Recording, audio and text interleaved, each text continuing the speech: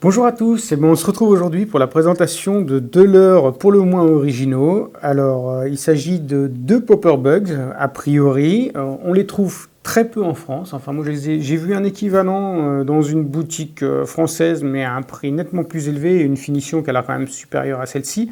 Mais sinon, c'est un leurre voilà, de surface qui n'est pas très fréquent chez nous. En revanche, sur AliExpress, il s'en vend par camion et en plus à un prix dérisoire. Alors pourquoi j'ai pris ce leurre-là? Parce que comme je l'ai expliqué dans l'article détaillé que j'y ai consacré sur ma page Facebook, il me rappelle Heimlich, la chenille de Mille et une pattes avec son fort accent teuton.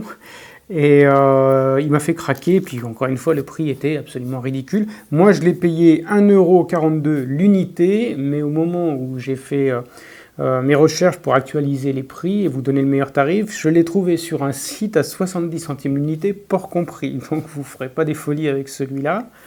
Alors au niveau de l'expédition, il est livré dans un petit sachet comme ça. Il n'y a pas de marque, on ne sait pas d'où ça provient. Et il m'a été expédié dans cette enveloppe qui, comme vous le voyez, est vraiment le plus léger qu'on puisse faire. Bon, compte tenu de la taille, le prix du leurre, ils ne peuvent pas non plus mettre du packaging très évolué. Ça ferait monter le prix du transport. Mais là, pour le coup, c'est vraiment très très faible. Alors, le problème, c'est que dans ce cas précis, ça se traduit par un petit souci au niveau d'expédition, puisque le leurre a subi des dommages. Le sac a peut-être été écrasé par d'autres colis plus lourds. Toujours est-il que la peinture du leurre a sauté. Alors je vais vous montrer en détail ici. La peinture du leurre, comme vous le voyez, a sauté ici au niveau de la bavette. Et ces petits copeaux de peinture se trouvaient pêle-mêle dans le petit sachet en plastique. Honnêtement, c'est pas ça qui va entraver la marche du leurre. Alors, pour parler de la marche du leurre, je n'ai aucune idée de la façon dont il fonctionne. Certainement pas en Walking the Dog, ce serait très étonnant, puisqu'en fait, comme vous le voyez, la bavette traverse le leurre perpendiculairement à l'axe de nage.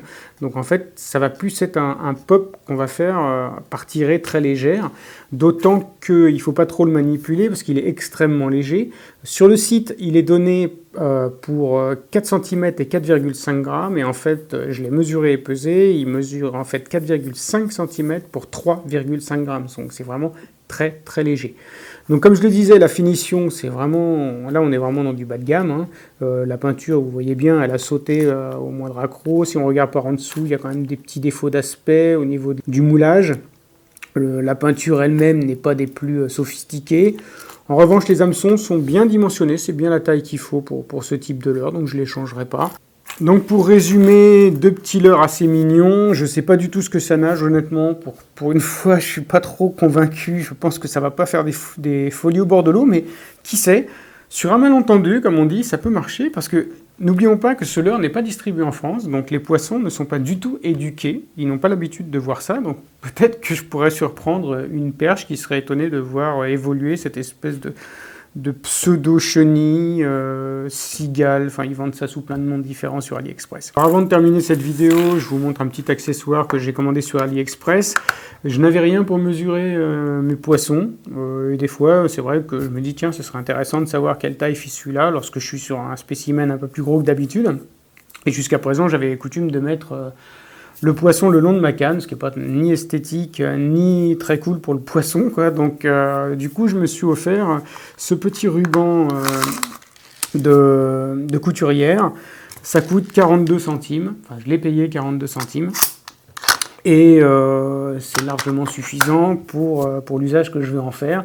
Il est disponible en plein de coloris différents, rose, vert, bleu, mais vous ne choisissez pas le coloris, il vous est envoyé aléatoirement. Voilà, écoutez, je vous remercie pour avoir suivi cette vidéo. J'espère que ça vous a plu. N'hésitez pas, comme toujours, à mettre vos commentaires. Et puis, en attendant une nouvelle vidéo, je vous souhaite de bonnes pêches et à bientôt. Ciao, ciao!